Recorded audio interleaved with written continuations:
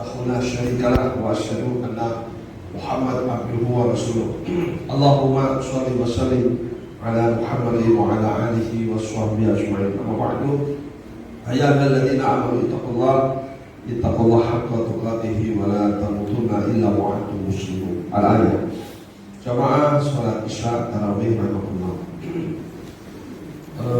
Kita bersyukur pada Allah SWT. Ini puasa ini anugerah apa musibah? Anugerah ya. Anugerah. Ya kalau musibah kan Allah sedang ngerjain hambanya gitu ya. Tapi kalau anugerah Allah sedang kasih karunia nikmat pada hambanya. Apa karunia yang diberikan Allah kepada orang puasa? Ada 5 yang disampaikan Nabi SAW dalam hadis yang diriwayatkan oleh Abu Hurairah radhiyallahu anhu. Jadi karunia Allah yang khusus untuk umat Nabi Muhammad SAW yang puasa di bulan Ramadan. Dan ini karunia tidak diberikan kepada umat-umat sebelumnya. Jadi umat Nabi Nuh gak dikasih, umat Nabi Ibrahim gak dikasih, umat Nabi Musa gak dikasih, sampai umatnya Nabi Isa AS tidak diberi anugerah ini. Hanya umat Nabi Muhammad SAW. Ya, apa itu puasa Ramadan? Anugerah yang diberikan satu, ya ini bau mulut dari mereka orang yang puasa ini, maka akan Allah ganti dengan wewangian yang lebih wangi daripada kasturi. Ya, jadi betapa Allah suka ya orang puasa, dan Allah tahu bahwa karena puasa itu ya enzimnya apa-apanya lah yang terproduksi dengan banyak, yang itu menjadi bau, otomatis mulutnya nggak wangi. Tapi nanti itu diganti dengan pewangian jauh lebih wangi daripada kasturi. Ya, lebih wangi daripada kasturi. Jadi ini adalah satu hal yang dicintai oleh Allah Subhanahu wa taala. Bapak Ibu, saya itu umroh kemarin. Saya baru pulang sore tadi. Ya, jadi saya tidak datang piye kok telepon gitu ya. Nah, tapi toh saya kalau nggak kesini ya saya tahu juga kan. Nanti kalau saya tahu di kampung ya ramu ya kan ngisi foto wae sampai dewae lah. Nah, saya ingat kemarin itu di Madinah ada jamaah saya orang Jakarta. Itu malam-malam pakai sisa habis paweh. Ya kan, saya mau keluar sebentar. Mau ngapain? Mau bisnis gitu. Saya pikir dia guyon gitu. Mosok bisnis di Madinah kan gitu ya. Nah, dia ngajak kawan saya, Mas Fakih namanya, Mas Fakih. Teman saya, kamu tahu kan toko-toko minyak wangi di sini? Tahu, ini saya punya dagangan, saya mau jual. Nah, terus pagi, saya nggak ngikuti ya, kan habis pawai. Pagi itu saya tanya, gimana? Laku nggak? Alhamdulillah laku. Nah, cuma bawa sedikit gitu. Apa? Kayu gaharu. Kayu gaharu itu orang suka gitu. Saya nggak usah ngomong, saya jual gaharu gitu. Terus berapa? Dia kasih, ya harga 14 juta. Dia bilang ngawur, kata orang pedagangnya. Kayak gini 14 juta. Dia bilang, oh bakar ini kayu pakai api, kau cium sendiri. Gak usah saya yang ngomong, kata jamaah saya dari Jakarta itu. Terus dibakar apa itu? Ya berapa? Ya berapa? 14 juta. Ya akhirnya tawar-tawar dia bilang oke lah, saya kasih harga paling murah buat kamu, tapi ini nggak saya kasih lagi. Berapa? 12. Akhirnya dibayar 12 juta. Saya kasih kartu nama saya, kalau mau pesen nanti di Jakarta katanya. Saya punya dagangan ini. Ya terus saya bilang berapa banyak itu? 8 on, jadi 1 kilo kurang. Itu laku 12 juta. Untuk apa? Wangi-wangian. Dia bilang ini ampas. Kayaknya ini sudah ampas kata dia. Jadi saya itu ya kalau di Indonesia saya itu ambil kayu gaharu itu 2 ton. Ya itu jadinya 1 kilo minyak wangi murni tetesan itu. Ya itu harganya mahal sekali. Ya, jadi kalau dijual sesenan itu sampai ratusan juta, itu hanya untuk jadi wewangian. Nah, nanti Bapak Ibu, mulut-mulut kita itu wanginya lebih garu itu.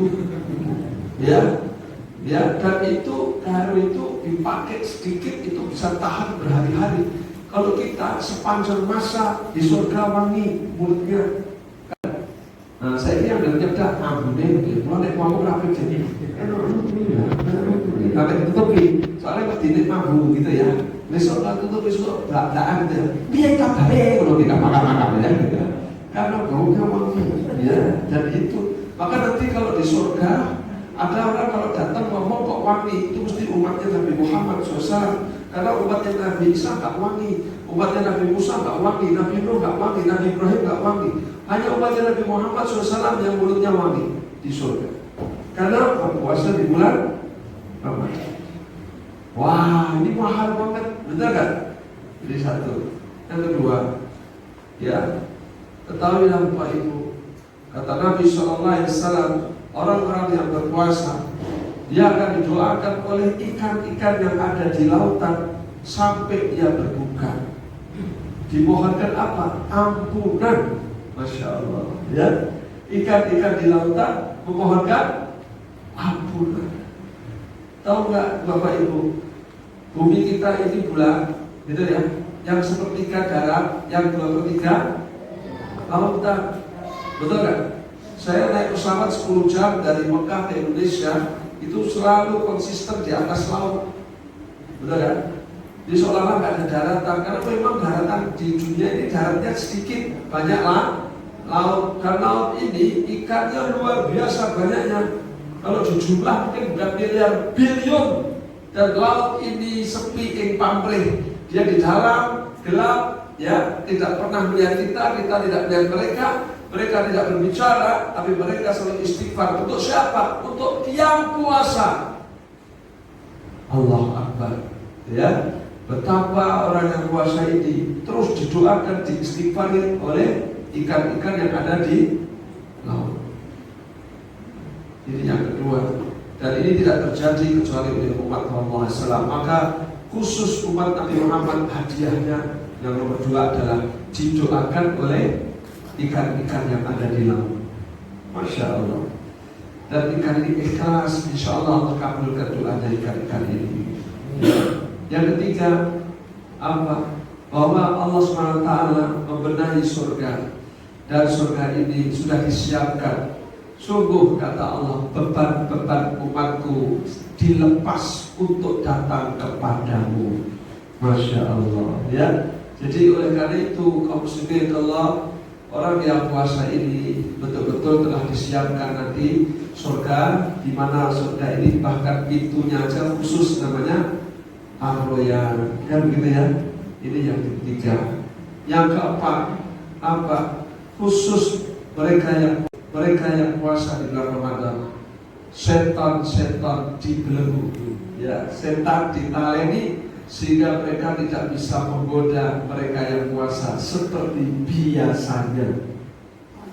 Ini tidak bisa. Jadi setan ini sejak Nabi Adam sampai akhir zaman hanya umat Nabi Muhammad SAW dia dibelenggu, dan itu hanya terjadi di bulan Ramadan. Sebelum Nabi Muhammad SAW mereka nggak pernah dibelenggu. Maka kita lihat umat Nabi sebelumnya itu banyak yang nakal, banyak yang ngeyel, banyak yang bandel, banyak yang kafir. Kenapa? Karena setan ucul. Sementara umat Nabi Muhammad SAW insya Allah banyak yang soleh dan solehah. Karena apa? Setiap bulan mereka bebas dari setan. 1 bulan, yaitu bulan Ramadan. Maka kita lihat, kok tahu Pak, bulan Ramadan ini setan-setan dibelenggu. Ya nyatanya sholat tarawih enteng ya. Padahal biasanya sholat isya ayat-ayat. Kok tahu kalau setan dibelenggu? Nyatanya ibu-ibu bapak suka baca Al-Quran. Kalau nggak Ramadan nggak baca itu, ya kan? Saya lihat baca Al-Quran itu. Ya kemarin saya umroh itu, ya saya tanya sama jamaah perempuan, dia hafal Quran 2 orang kakak adik itu. Orang Semarang, saya tanya, gimana kamu udah baca Quran? Sudah khatam, alhamdulillah sudah Pak. Selama di Madinah saya khatam. Jadi di Madinah 5 hari dia khatam. Masya Allah. Saya bilang saya baru 13 juz, kamu sudah khatam. Masya Allah. Banter banget nih gue apa ya? Aku tak mau saya bilang ya.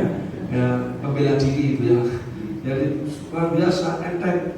Saya lihat Bapak Ibu kalau Ramadan khatam ya, khatam sekali, khatam 2 kali. Coba kalau nggak Ramadan, 1 tahun nggak khatam itu Al-Quran ya. Bahkan bacanya enggak, sarung baca enggak. Kenapa? Karena Ramadan setan dibelenggu, nggak berdaya, sehingga orang enteng untuk apa? Untuk baca Al-Quran, enteng untuk apa? Sholat, enteng untuk sedekah. Saya lihat orang kalau Ramadan keluarin duit kayaknya enteng gitu ya, untuk berbagi, memberi sedekah sana sini, bahkan bagi-bagi takjil luar biasa. Kenapa? Karena setan dibelenggu. Dan yang terakhir kata Nabi SAW bahwa nanti di akhir Ramadan, ya di akhir bulan Ramadan, Allah memberikan ampunan kepada semua yang berpuasa. Masya Allah, semua yang berpuasa diampuni dosanya. Maka sahabat SAW kaget, dia berkata, ya Rasulullah, apakah karena mereka semua mendapatkan Lailatul Qadar? Kata Nabi, bukan. Karena mereka orang yang bekerja berhak mendapatkan pahalanya. Apa? Yaitu ampunan dari yang Maha Kuasa. Maka insya Allah kita semua yang puasa ini puncaknya mendapatkan ampunan. Masya Allah. Inilah nikmat Allah yang luar biasa. 5 karunia Tuhan Allah yang hanya diberikan kepada umat Nabi Muhammad SAW yang puasa di bulan Ramadan.